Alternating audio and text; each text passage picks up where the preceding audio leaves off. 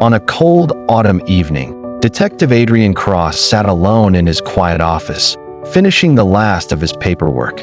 Outside, rain poured relentlessly, and distant thunder echoed through the city. The peaceful silence was suddenly broken as a cream-colored envelope slowly slid beneath his office door. Curious, Adrian picked up the envelope and carefully opened it. Inside was a single handwritten letter. His eyes widened as he read the chilling words, "Someone will die tonight at Blackwood Manor. Come before midnight if you wish to know the truth." Before Adrian could make sense of the warning, the old telephone on his desk rang. He answered immediately. A frightened voice whispered, "It's already too late." The call ended without another word. Realizing this was no ordinary case, Adrian grabbed his coat, slipped the letter into his pocket, and stepped out into the storm, unaware that the night ahead would change his life forever. The rain grew heavier as Adrian drove along a lonely mountain road. Thick fog drifted across the pavement, making it difficult to see more than a few meters ahead. After nearly an hour, the outline of Blackwood Manor emerged through the mist. A massive Victorian mansion standing alone on a hill, its dark stone walls illuminated by flashes of lightning. Adrian parked near the front entrance and stepped out into the cold rain. Before him stood enormous iron gates that creaked in the wind. A nervous butler hurried down the stone steps with an umbrella, his face pale with fear. Without saying hello, he whispered, "Thank goodness you're here. We've been waiting for you." As Adrian entered the grand entrance hall, he noticed something unsettling. Every guest stood silently, their faces filled with fear. No one spoke. No one moved. Then Adrian's eyes fell upon a motionless body lying at the foot of the grand staircase, surrounded by shattered glass and a growing pool of blood. He had arrived too late. Adrian slowly approached the body while the frightened guests watched in silence. The victim was Lord Edward Blackwood, the wealthy owner of the manor.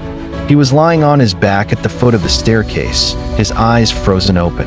Adrian knelt beside him, checked for a pulse, and quietly confirmed what everyone already feared. He's been dead for several minutes. The butler explained that moments before the lights flickered, everyone had been gathered in the dining room for dinner. When they heard a loud crash, they rushed into the entrance hall and found Lord Blackwood already lying on the floor. No one had seen anyone leave the room. No one had seen the killer. Adrian walked to the massive front doors and pulled on the heavy handles. They wouldn't budge. Outside, the storm had become even more violent.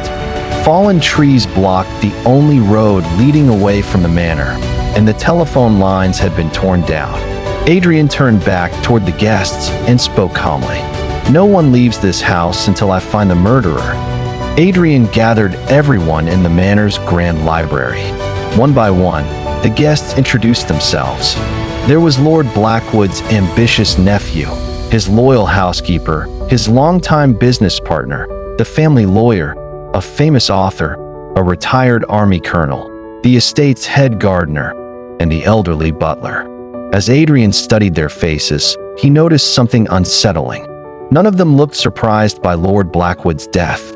They looked frightened, but not shocked. Adrian began asking simple questions, but the answers didn't match. The nephew claimed he had been in the dining room the entire time. The lawyer insisted he had been speaking with the colonel. The housekeeper quietly admitted she had left the table only for a few minutes. Every story contradicted another. Someone was lying, and they were doing it well.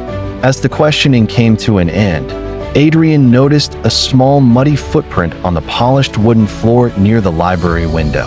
It was fresh. He slowly looked outside into the storm, then back at the suspects. If everyone had been inside the manor, whose footprint was it? Adrian carefully followed the trail of muddy footprints through the library. They stopped in front of an enormous bookshelf filled with dusty leather-bound books. At first, there was nothing unusual. But when he ran his hand along the wooden frame, he felt a hidden metal switch. With a soft click, the entire bookshelf slowly swung open, revealing a narrow stone passage that had been concealed for decades. Holding a flashlight, Adrian stepped into the hidden passage. The air was cold and damp, and thick cobwebs covered the stone walls. As he moved deeper into the darkness, he discovered old footprints in the dust and the faint smell of gunpowder. Whoever had used this passage had done so recently. At the end of the passage, Adrian reached a small hidden room. Inside, he found a locked wooden chest, an old family portrait covered in dust, and a torn piece of black fabric caught on a rusty nail. He carefully picked up the fabric and slipped it into an evidence bag. Someone had escaped through this passage, but in their haste, they had left behind their first mistake.